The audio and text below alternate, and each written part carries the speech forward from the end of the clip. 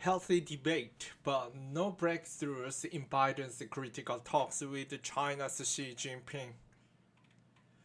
Washington, CNN. When Chinese President Xi Jinping beamed into the White House on Monday evening for a virtual summit with President Joe Biden, the two men needed no introduction. We've spent an awful a lot of time talking to one another, and I hope we can have a candid conversation tonight as well, Biden said as the talks got underway, sitting at the head of the Roosevelt room table as Xi's Besage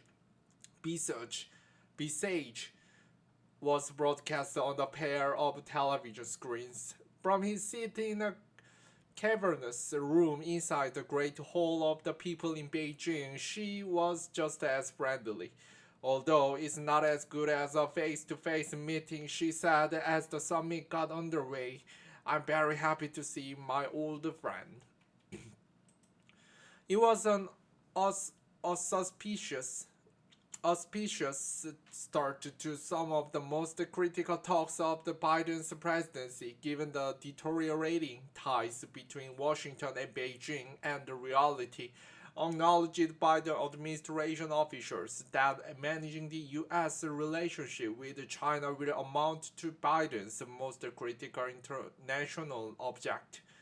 The affable greetings eventually turned more serious as Biden raised concerns about human rights, Chinese aggression towards Taiwan, and trade issues.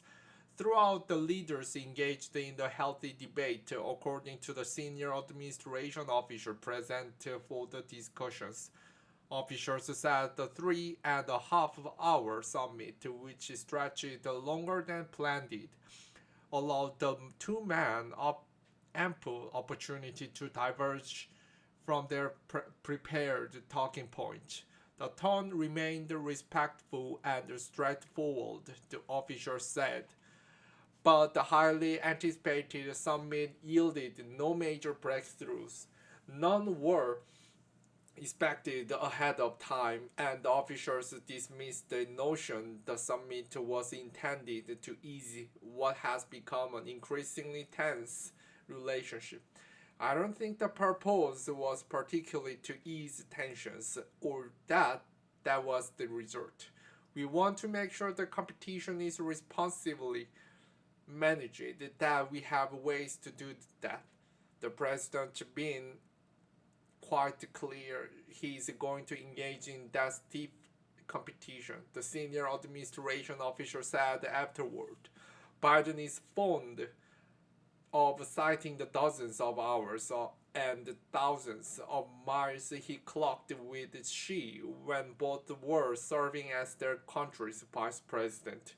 He's claimed to have spent more time with the Chinese president than any other world leader.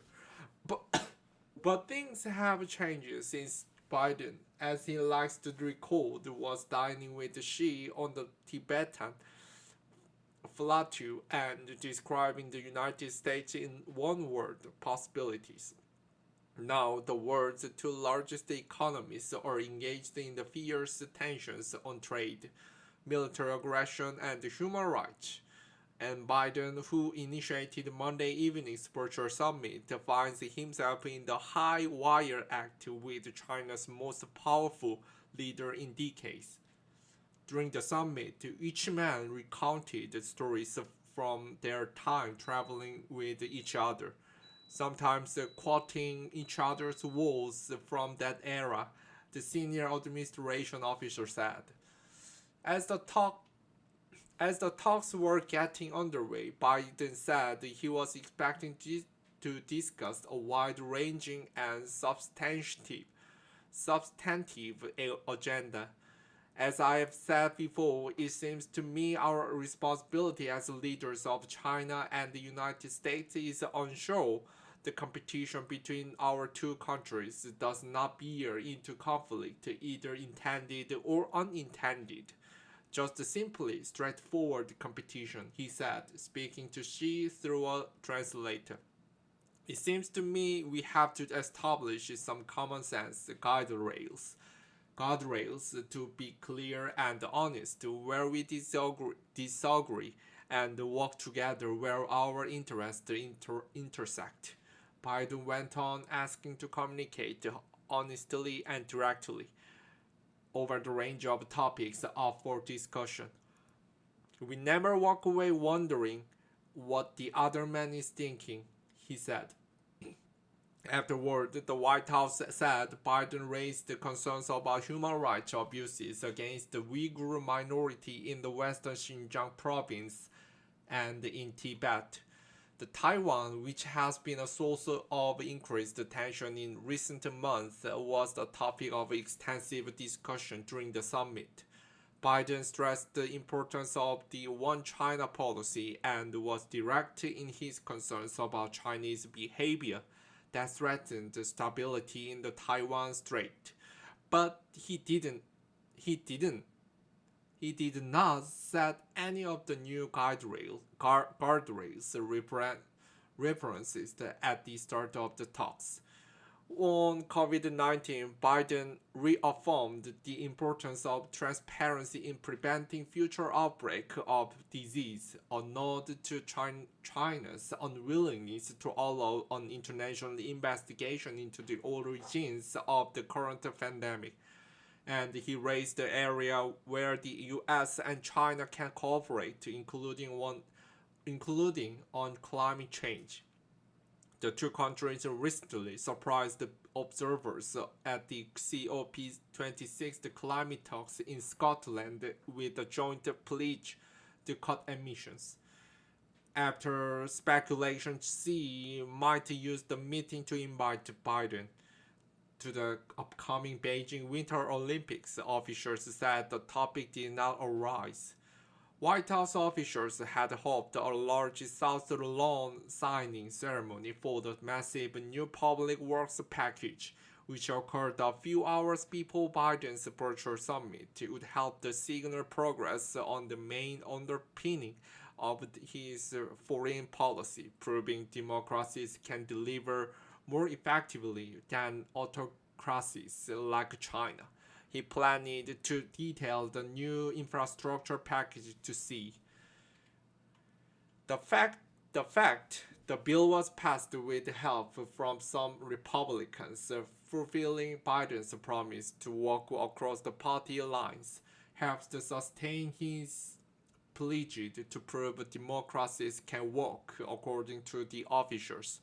Yet he still enters the talks at a politically weak moment. His party fared fully in off-year elections this month in Virginia, and the polls continue to show his approval rating at some of the lowest level of his presidency. That is in sharp contrast in Xi, whose consolidation of power in China was cemented last week when the Chinese Communist Party adopted the landmark resolution elevating him in stature to his two most powerful predecessors, Mao Zedong and Deng Xiaoping. Officials said the upgrading of Xi's status only enhanced the imperative of the face-to-face with Biden. Nearly every issue Biden is focused on, domestically and internationally, has the nexus to China. Supply chain issues that are driving inflation at home can be traced in part to shortage in Chinese plants. Combating climate change requires a buy-in from Xi, who has shown some willingness to partner with Biden on the issue. Managing global trouble spots like North Korea and Iran each involves the coordination with Beijing. Biden is a fan of in-person meetings and complained early in his presidency that virtual summits where foreign leaders were patched on video screens could not replicate the chemistry of the sitting face-to-face. American officials say leader-to-leader meetings are even more important with Xi, whose inner circle has become smaller and smaller, and some and who now wields a historic level of power. Over the summer, aides were hopeful of setting up a meeting between the two men on the sidelines of this year's Group of 20 summit in Rome, but Xi has not left China in nearly 2 years, partly over COVID-19 concerns. So Biden settled on a virtual summit instead as a way to advance his two previous phone conversations with Xi. There is something different about actually seeing someone physically, about the depth of the conversation you can have versus just on the regular phone line, the senior administration officer said earlier, describing different ways of preparing for a video conference compared to just a phone conversation. This story has been updated with further development. CNN's Nicole Gaut contributed to this report.